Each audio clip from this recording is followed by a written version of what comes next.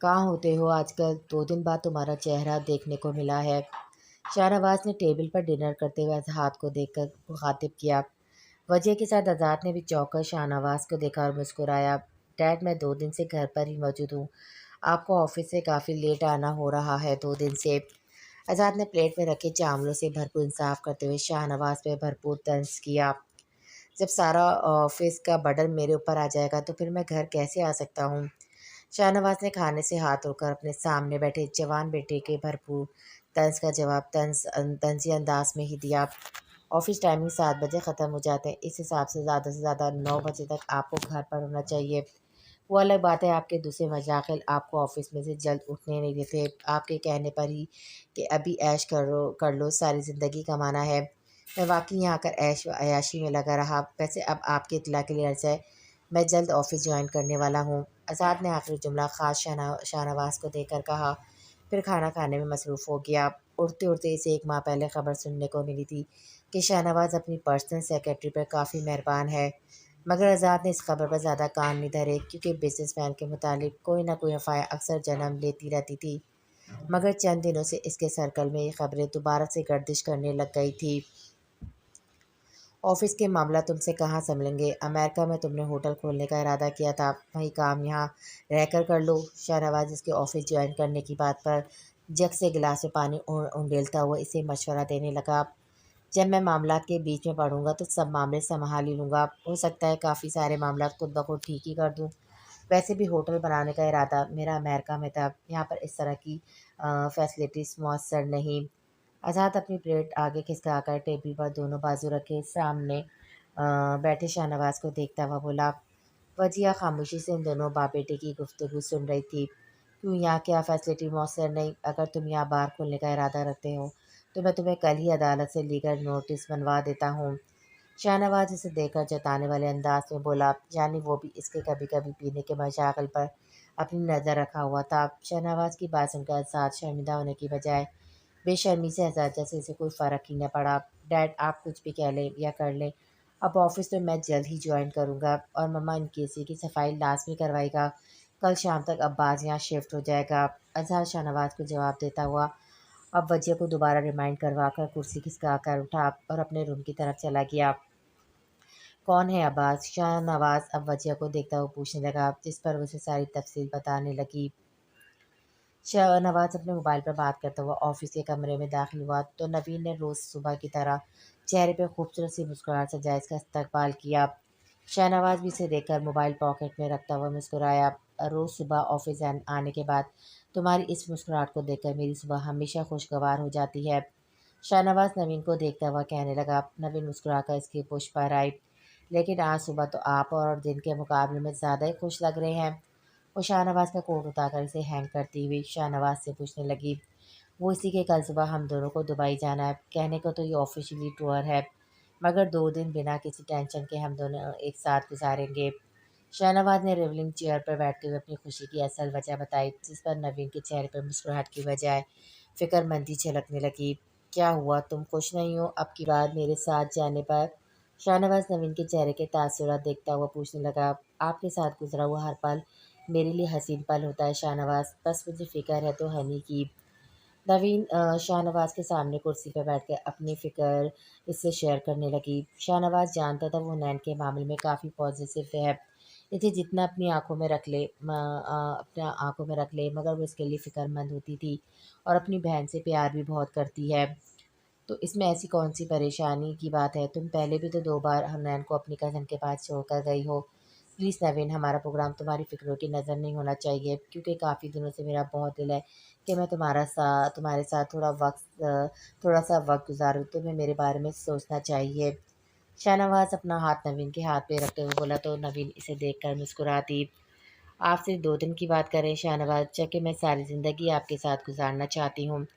नवीन अपने दिल की ख्वाहिश लबों पे लाती हुई बोली, मैं भी तुम्हारे साथ अपनी बाकी की सारी ज़िंदगी गुजारना चाहता हूँ, बस सही वक्त का इंतज़ार कर रहा हूँ। शाहनवाज जज्बे लुटाती नज़रों से इसे देखता हुआ बोला और नवीन के हाथ पे हल्का सा दबाव डालकर छोड़ा। मुझे आपकी मोहब्बत पे रत्ती बराबर शक नहीं। कॉफ़ी मंगाती हूँ आपके लिए। नवीन शाहनवाज को कहती हुई उठी और रोज़ मामूल की तरह इंटरकॉम पर इसके लिए कॉफ़ी का बोला। आपने कल 3 लाख मेरे अकाउंट में ट्रांसफ़र करवाए थे, इसकी क्या ज़रूरत थी शाहनवाज़? नवीन दोबारा शाहनवाज़ के पास आकर से पूछने लगी, हाँ, अपने लिए शॉपिंग कर लेना। और हुनैन तुमसे नए सेल फ़ोन का कह रही थी, इसके लिए नया सेल फ़ोन ले लेना। नवीन शाहनवाज़ की बात पर एक बार फिर मुस्कुराए। वो बिना बोले इसकी ज़रूरतों का ऐसे ही ख़्याल रखता था। ज़्यादा अरसा नहीं हुआ था, 1.5 साल पहले वो शाहनवाज़ की कंपनी में जॉब के लिए आई थी। तब इसके पास कोई ख़ास एक्सपीरियंस भी नहीं था जॉब का, क्योंकि इससे पहले अपनी स्टडी के साथ-साथ इसने छोटी-मोटी कई जगहों पर जॉब की थी। शाहनवाज़ ने नवीन को अपनी पर्सनल सेक्रेटरी के लिए अपॉइंटमेंट किया। नवीन की खूबसूरती आहिस्ता-आहिस्ता इसके दिल में घर कर गई। 6 माह के अंदर वो इसके लिए सेक्रेटरी से कुछ ज़्यादा हो चुकी थी, जिसका अंदाज़ा नवीन को भी बाखूबी हो गया। शाहनवाज़ हर लिहाज से एक अच्छा इंसान था, बस 1-2 ख़ामियाँ थी, वो ये कि शाहनवाज़ पहले से शादीशुदा था, मगर माल व दौलत, इज़्ज़त, शोहरत, इसकी बढ़ती उम्र और शादीशुदा होने पर हावी हो गई थी। शुरू में वो नवीन को अपने और हुनैन के फ्यूचर के लिए बेस्ट ऑप्शन लगा था, मगर 1 साल में इसको शाहनवाज़ से मोहब्बत हो गई थी। शाहनवाज़ ने इसे वजिया के बारे में भी बता दिया था कि वजिया न सिर्फ इसकी कज़न है, बल्कि इसकी पसंद भी। और नवीन को ये भी मालूम था कि इस कंपनी और शाहनवाज़ के घर में वजिया 1 साल पहले तक 50% की मालिक थी। अब वो अपनी प्रॉपर्टी का हिस्सा अपने बेटे आज़ाद शाह के नाम कर चुकी है। नवीन वजिया, आज़ाद और कोमल को सिर्फ नामों से जानती थी, कभी देखने या मिलने का इत्तेफाक नहीं हुआ था। डिनर कर लिया तुमने? नवीन अभी भी घर पहुंची थी। हुनैन एलईडी पर नजरें जमाए कोई मूवी देखने में मसरूफ़ थी। नवीन सोफे पर इसके पास आकर बैठी हुनैन को देखते ही पूछने लगी, 10 बजे तक आपका वेट किया था, फिर इसके बाद डिनर कर लिया? उन्होंने एलईडी पर नज़र जमाए नवीन को जवाब दिया। नवीन ने कलाई पर बंधी हुई रेस्ट वॉच पे टाइम देखा तो 11 बज रहे थे। डार्लिंग, नाराज़ हो अपनी आप ही से? नवीन प्यार से हुनैन के चेहरे का रुख अपनी तरफ करती हुई पूछने लगी। असाद के साथ मुलाकात हुए 5 दिन गुजर चुके थे, मगर हुनन इससे इसी तरह बात करी थी। वजह कुछ ये भी थी कि नवीन ऑफिस से लेट आती तो बात करने का सवाल ही पैदा नहीं होता, मगर वो हर्ट भी हुई थी। हेयर कटिंग करवा ली आपने? हुनैन ने इसकी बात का जवाब दिए बगैर आप अब नवीन के बालों को देखती हुई पूछने लगी। हाँ, शेव काफ़ी ख़राब हो गया था और फेशियल भी नहीं ले सकी थी। काफ़ी दिनों से इसलिए ऑफिस से डायरेक्ट सैलून चली गई थी। नवीन ने हुनैन के लंबे बाल और दमकती उजली रंगत को देखकर अपने लेट घर आने की वजह बताई। काफ़ी सूट कर रहा है ये स्टाइल आप पर। हुनैन इसे कहते हुए दोबारा एलईडी पर नज़र जमाए बोली, हनी, नाराज़ मत हुआ करो मेरी जान, अपनी आप ही से। तुम्हें बहुत प्यार करती हूँ और ये सख्ती भी तुम्हारे भले के लिए करती हूँ। नवीन अब भी हुनैन को देखती हुई बोली। तो हुनैन ने अपना सर नवीन की गोद में रख लिया। मैं जानती हूँ आप मुझसे प्यार करती हैं। मम्मा के बाद आपने ही मुझे संभाला है। पापा के जाने के बाद आप इस घर का मेरा सहारा बनी। मेरा तो आपके सिवा और दुनिया में कोई भी नहीं। तो फिर आपको क्यों लगा कि मैं आपको हर्ट करने का सोचूंगी? मैं कसम खाकर कहती हूँ वो शख्स कौन था मैं इसको नहीं जानती। बकवास करके गया था वो मेरा बॉयफ्रेंड। उन्हें नवीन को एक बार फिर से बताने लगी। तब नवीन ने झुककर इसकी पेशानी को चूमा। अच्छा छोटी सी दादी अम्मा, मान ली तुम्हारी बात। जाओ खाना लेकर आओ मेरे लिए और ख़ुद भी थोड़ा सा खा लो मेरे साथ। नवीन के बोलने पर हुनैन मुस्कुरा कर उठी। मैं आपके लिए खाना लेकर आती हूँ, मगर खुद ज़रा सा भी नहीं खाऊंगी क्योंकि मुझे बिल्कुल भूख नहीं लगी। हुनैन इसको बोलकर किचन में चली गई। हनी, कल मेरे ऑफिस की तरफ से टूर है दुबई का, वहाँ 2 दिन स्टे होगा, इसलिए तुम्हें 2 दिन साले आप ही के घर रहना होगा। नवीन स्पेगेटी खाती हुई हनैन को बताने लगी। सालिया इन दोनों की दूर की कज़न थी और शादीशुदा भी। इसकी एक बेटी मुजन्ना हुनैन के साथ इसके कॉलेज में पढ़ती थी, मगर वो हुनैन से 1 साल सीनियर थी। ओके, फिर मैं अपनी शॉपिंग की लिस्ट आपको व्हाट्सएप कर दूँगी। हुनैन की बात पर नवीन मुस्कुराए। हुनैन सोने के लिए अपने रूम की वजह नवीन के रूम में जाने लगी। नवीन जानती थी आज रात वो उसी के साथ सोएगी। अच्छा सुनो, सुबह 8 बजे निकलना है तो मैं साले आपे के घर छोड़ती हुई एयरपोर्ट के लिए निकलूंगी। सोने से पहले अपनी पैकिंग कर लेना। नवीन इसको मज़ीद हदायत देती हुई बोली। चलिए ठीक है, फिर मैं वही कर लेती हूँ। हुनैन अब अपने रूम की तरफ चल दी। नवीन को मालूम था हुनैन इसके जाने पर नॉर्मल रिएक्ट करेगी, क्योंकि वो शाहनवाज के साथ पहली दफ़ा नहीं चलती। हाँ, जब तक पहली दफ़ा गई थी तब हुनैन काफ़ी परेशान हुई थी, मगर अब वो शायद वो आदी हो गई थी। ये फ्लैट 4 माह पहले शाहनवाज ने नवीन को गिफ्ट दिया था। ये फ्लैट एक पोश एरिया में सिक्योरिटी के एतबार से अच्छा और फर्निश्ड फ्लैट था, मगर फिर भी नवीन हुनैन को अकेला छोड़कर जाने का रिस्क नहीं लेती थी और वो साले से बात कर चुकी थी। अब इसे खाना ख़त्म करने के बाद अपनी भी पैकिंग करनी थी। Johnny Johnny, yes baba, eating sugar, no baba, telling lies, no baba, open your mouth, ha ha हा। कोमल जो लॉन में अपनी लॉन्ग फ्रॉक को लहराते हुए बड़ी तरंग में रैम पढ़ते हुए पढ़ते अनकेसी की तरफ से आई थी। अचानक अनकेसी में से इसके सामने एक अजनबी शख्स नमूदार हुआ, जिसे देखकर वो डर गई। हेलो, अब्बास जो कल रात को आज़ाद के यहाँ अनकेसी में शिफ्ट हुआ था। सुबह सुबह लॉन में से किसी लड़की की आवाज़ आई। तजस्सुस के तहत दरवाज़ा खोलकर बाहर निकला तो हैरत से इस लड़की को देखने लगा, जो कि दिखने में 21-22 साल की लगती थी, लेकिन इसे टखनों से छूती हुई फ्रॉक के साथ दो पोनियाँ बांधकर अपने आप को छोटी बच्ची वाले गेटअप में ढाला हुआ था। वो अब्बास को यूं अचानक देखकर शायद डर गई थी, जब भी अपने मुंह पर दोनों हाथ रखे आंखों में खौफ समाये से देख रही थी। तभी अब्बास ने इसे हेलो बोला। हेलो, अब वो लड़की एक हाथ ऊंचा करके अपने कान की तरफ ले जाते हुए अंगूठा कान पर रखकर हाथ का नकली फ़ोन बनाकर इसे हेलो बोलने लगी। अब्बास बखौर इसकी हरकत देखने लगा। आखिर कौन थी ये लड़की और इस तरह क्यों रिएक्ट कर रही थी? शायद नया चेहरा देखकर लाज़मी से इसे शरारत सूझी होगी। यकीनन अब वो अब्बास से टाइम पास कर रही थी। अब्बास इस पर संजीदा नज़र डालकर वापस एनकेसी में जाने लगा। अंकल, आप कोमी से बात नहीं करेंगे फ़ोन पर? अब्बास इसकी बात सुनकर पलटा। वो अभी भी हाथ का फ़ोन बनाए अब्बास को मुस्कुरा कर देख रही थी। आपको मैं अंकल लग रहा हूँ? अब्बास अपने सामने खड़ी लड़की को देखकर संजीदगी से पूछने लगा, जो अपने आप को शायद बच्ची पोज कर रही थी। अंकल ही तो है आप, इतनी बड़ी-बड़ी मूँछों वाले। कोमल इसकी हैंडल बार मूँछों की तौहीन करती हुई बोली, जो कि इसकी शख्सियत पे काफ़ी जचती थी। वो अभी भी छोटे बच्चे की तरह एक्ट करके बोली, अगर मैं अंकल तो इस लिहाज से आप भी आंटी हैं। ये छोटी बच्चियों की तरह फ्रॉक पहनकर, 2 पोनियाँ बाँधकर आप बच्ची का अजूबा ज़्यादा लग रही हैं। अब्बास से अपनी मूँछों की तौहीन ज़रा बर्दाश्त नहीं हुई, तभी वो हिसाब बेबाक करता हुआ बोला, जिस पर कुमु अब गला फाड़कर बच्चों की तरह रोने लगी। क्या मसला है आपके साथ और क्यों कर रही हैं आप इस तरह से ओवर रिएक्ट? इसके एकदम चीख के रोने पर अब्बास बौखला गया। अब वो सामने लॉन में और घर पर नज़र डालता हुआ कोमल से हैरत से पूछने लगा, कोमल आंटी नहीं है, बल्कि एक छोटा सा प्यारा सा बेबी है। अब वो फ्रॉक के ऊपर पहने हुए स्वेटर की आस्तीन से नाक पोंछती हुई बोली। इस हरकत पे अब्बास को अक्काई आते रह गई। साथ में इसे हैरत भी हुई। इसे अब्बास का अजूबा कहने से ज़्यादा आंटी कहना बुरा लगा। कोमी बेबी, आप अपने कमरे से यहाँ क्यों आ गए? मैडम कितना परेशान हो रही हैं, अंदर चलें प्लीज़। कौसर भागती हुई कोमल के पास आई और परेशान होकर बोलने लगी, आंटी आंटी, अंकल कोमी से बदतमीज़ी कर रहे हैं। अब्बास ने देखा वो अपने बराबर लड़की को भी आंटी कहकर मुखातिब करते हुए अब्बास की शिकायत लगा रही थी। कौसर ने माज़रत नज़रों से अब्बास को देखा और कोमल को वाकई छोटे बच्चे की तरह बहलाती हुई वापस अंदर ले गई। अब्बास ने गौर से दूर जाती इस लड़की को देखा। अब इसको अंदाज़ा हुआ वो लड़की शरारतन या मजाकन छोटे बच्चों की एक्टिंग नहीं कर रही थी। शायद इसका ज़हनी तवाज़ुन नॉर्मल नहीं था। अब्बास दोबारा एनकेसी के अंदर चले गए। ओ मेरे खुदा हुनैन, कब से तुम इन किताबों में गुम हो? अब तो छोड़ दो इनका पीछा। मुज़न्ना हुनैन के बराबर में सोफ़े पर बैठी इससे कहने लगी, आज सुबह ही नवीन इसे सालिया के घर छोड़ दिया था। सर लाइक का दिया हुआ असाइनमेंट था, वही कंप्लीट कर दी, क्योंकि मेरा इनके हाथों शर्मिंदा होने का कोई इरादा नहीं है। अब बोलो क्या बात है? हुनैन बुक्स और नोट समेटते हुए मुज़न्ना से पूछने लगी। अच्छा भाई, अब मेरी बात गौर से सुनो। कल मेरे ग्रुप के काफ़ी स्टूडेंट फार्म हाउस पे जा रहे हैं। वो जो मेरी क्लासमेट है ना, इसरा, इसकी चचा का ज़ाती फार्म हाउस है। फिर क्या इरादा है, हम दोनों भी चलें? तकरीबन क्लास की सारी लड़कियों का प्रोग्राम बना हुआ है वहाँ जाने का।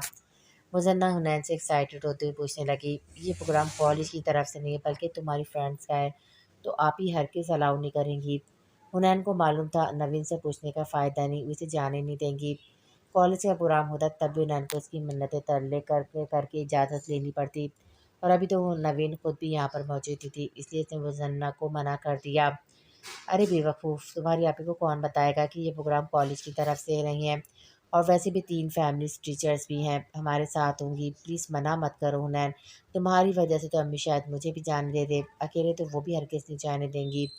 मुज़न्ना मिन्नत करती हुई ये हुनैन से बोली, हाँ, वहाँ सब तुम्हारी दोस्तें होंगी, मैं बोर हो जाऊँगी। दूसरा, मैं आपी से कुछ गलत नहीं बोलूँगी। हुनैन अब मुज़न्ना को आँखें दिखाती हुई बोली, अरे यार, मैं तुम्हें बोर नहीं होने दूँगी, अपने साथ चिपका कर रखूँगी एल्फ़ी की तरह। अपनी आपी से तुम्हें कुछ भी गलत या झूठ बोलने की ज़रूरत नहीं। मैं खुद नवीन आपी से बात कर लूँगी, इन्हें कैसे मनाना है ये तुम मुझ पर छोड़ दो। प्लीज़ प्लीज़ मान जाओ नैन। मुज़न्ना वाक़ई से ज़िद करने लगी। तब हुनैन ने हथियार डाल दिए, मगर इसे मालूम था हुनैन मुज़न्ना की बात कभी नहीं मानेगी। अभी से कहाँ जा रहा है, अभी तो सिर्फ शराब का दौर चला है, शबाब तो अभी बाकी है। कार्ड्स खेलने के बाद अज़ाद को उठता हुआ देखकर फंसी मैंने ख़ियाजी से बोला, फ़ुज़ूल में तुम दोनों गधे के साथ यहाँ शहर से इतनी दूर आ गया हूँ मैं, अब निकलना है मुझे। डैड भी आज घर पर मौजूद नहीं है, ये शराब और शबाब तुम दोनों को ही मुबारक हो। आज शाम में फंसी अपने वो कज़न के साथ अपने ज़ाती फार्म हाउस पर नाइट स्टैंड करने का और मौज मस्ती करने का प्रोग्राम था। इसने ज़बरदस्ती मुकर्रम के साथ अज़हात को भी अपने साथ खींच लिया। अज़हात इन दोनों के साथ यहाँ पर आ तो गया था, मगर पूरी रात यहाँ गुजारने का इसका कोई ख़ास मूड नहीं था। इसलिए अपनी जैकेट के साथ अपना मोबाइल, सिगरेट का पैकेट, लाइटर और गाड़ी की चाबी उठाता हुआ बोला, तू तू तो पक्का मौलवी बन गया है। कभी कभी तो इंसान को ज़िंदगी के मज़े लेने चाहिए। अब की बार मुकर्रम बेढंगा सा कहकमा लगा कर बोला, वो भी नशे में धुत हो चुका था। जिस क्लास से वो लोग बिलोंग करते थे वहाँ पर शराब, गर्लफ्रेंड, रात को लेट नाइट पार्टीज, ये सारे खराफात आम सी बात थी। बाहर से डांसर हायर करके इनके लटके झटके देखना, फिर इनके साथ रात भर इंजॉय करना, तुम लोगों के नज़दीक सब इंजॉयमेंट है, जबकि मुझे दूसरों की यूज़ की हुई चीज़ें और लड़कियों में कभी इंटरेस्ट नहीं रहा। आज़ाद जैकेट पहनता हुआ अपने मोबाइल समेत सारी चीज़ें पॉकेट में डालता हुआ इन दोनों से बोला, पहले बता देता तुझे कुछ स्पेशल अनटच माल चाहिए, चल इसे छोड़, ये एक जाम दोस्ती के नाम लगाता जा। फंसी उठकर बामुश्किल कदम संभालता हुआ ग्लास में ड्रिंक्स लिए अजहर के पास आता हुआ बोला, अनटच माल की तलब होगी तो तुमसे हरगिज़ नहीं बोलूँगा, क्योंकि मुझे तुम्हारी चॉइस ज़रा पसंद नहीं, और 2 पैक लगाने के बाद मैं कार ड्राइव नहीं कर सकूँगा। कल मिलते हैं। अजहर फंसी के हाथ से गिलास लेकर वापस टेबल पर रखता हुआ बोला और वहाँ से निकल गया। हाई सोसाइटी में मूव करने के बावजूद उस पे इसमें एक बुराई से बचा हुआ था। जब वो अमेरिका में था तब इसकी फ्रेंडशिप एवा से हुई थी, जो कि ईसाई होने के बावजूद काफ़ी डिसेंट थी और एक फ़ासला रखकर मिलती थी। इसी वजह से अर्थात इसकी काफ़ी अरसे फ्रेंडशिप रही। अलबत्ता ड्रिंक वो कभी-कभी कर लेता, मगर ज़्यादा मिकदार में इसलिए नहीं करता कि इसे बहुत जल्द चढ़ जाती थी। हुनैन को काफ़ी हैरत हुई जब नवीन ने इसे मुज़न्ना के साथ जाने की परमिशन दे दी। शायद इस वजह से कि नवीन से मुज़न्ना ने नहीं, साहलिया ने बात की थी और इसी के भरोसे इसने हुनैन को मुज़न्ना के साथ भेज दिया। मगर वहाँ पहुँचकर अब मुज़न्ना अपनी सैली में लगी हुई थी। हुनैन को इससे तवक्को भी यही थी, इसलिए वो अकेली अपने गिर्द शॉल लपेटकर फार्म हाउस में मौजूद बागीचे के वॉक करने लगी। ये फार्म हाउस शहर से काफ़ी दूर था और इसके साथ लाइन में वहाँ पर दूसरे फार्म हाउस भी मौजूद थे। बागीचा क्रॉस करने के बाद एक खाली मैदान आया, जिसे वो पूर करके अपने ख़्यालों में आगे निकल गई। सामने बड़ी सी दीवार को देखकर वो ख़्यालों की दुनिया से वापस आई। शायद यहाँ पर फार्म हाउस की हदूद ख़त्म हो जाती थी, लेकिन क्योंकि दीवार के पीछे से तेज़ म्यूज़िक की आवाज़ें आ रही थी, जैसे वहाँ कोई पार्टी या फंक्शन चल रहा हो। तजस्सुस के हाथों मजबूर होकर इसने दीवार के पास रखी कुर्सी पर चढ़कर दीवार के पार झाँकने की कोशिश की, मगर दीवार काफ़ी ऊंची थी, इसे कुछ नज़र नहीं आया। वहीं दीवार में इसे एक छोटा सा दरवाज़ा नज़र आया। शायद ये फार्म हाउस का दूसरा हिस्सा था या फिर कोई दूसरा फार्म हाउस। न जाने हुनैन के दिल में क्या समाई, वो दरवाज़ा खोलकर दूसरे पोर्शन के अंदर दाखिल हो गई। रात के तकरीबन 1 बजे का वक्त था, मगर यहाँ तो दिन का समय था। ढेर सारी रोशनी में डांस फ्लोर पर बहुत सी लड़कियाँ और लड़के मगन अंदाज में डांस कर रहे थे। लड़कियों की ड्रेसिंग देखकर हुनैन को कुछ अजीब सा एहसास हुआ। इस वक्त वो भी जीन्स के ऊपर टॉप में मलबूस थी, मगर सामने लड़कियों को देखकर इसका अपने कानों को हाथ लगाने का दिल चाहा और साथ ही अपनी शॉल को मज़ीद अच्छी तरह से अपने गिर्द लिपटा। इसे यहाँ ज़्यादा देर तक रुकना मुनासिब नहीं लगा। वो 7-8 लड़के से नॉर्मल ही लगे। इनके कदम लड़खड़ा रहे थे, वो मदहोश होकर झूम रहे थे। उन्होंने वापस जाने के लिए मुड़ी, मगर तब तक 2 लड़के वो दरवाज़ा बंद कर चुके थे। दरवाज़ा खोलो, मुझे वापस जाना है। वो दोनों लड़के गौर से हुनैन को देखे थे। तब हुनैन घबराती हुई बोली, चली जाना स्वीटी, मगर थोड़ा बहुत हमें मज़े करवाने के बाद। एक लड़का खबासत से बोलता हुआ उसके पास आया। हुनैन तेज़ी से पीछे हुई। अबे गौर से देख, ये वही हसीना है जिसने आज़ाद को लिफ्ट नहीं करवाई थी। आज तो मोबाइल नंबर से ज़्यादा ही कुछ मिल जाएगा। फंसी हुनैन को पहचान चुका था। तब मुकर्रम ने पूरी आंखें खोलकर हुनैन को देखा।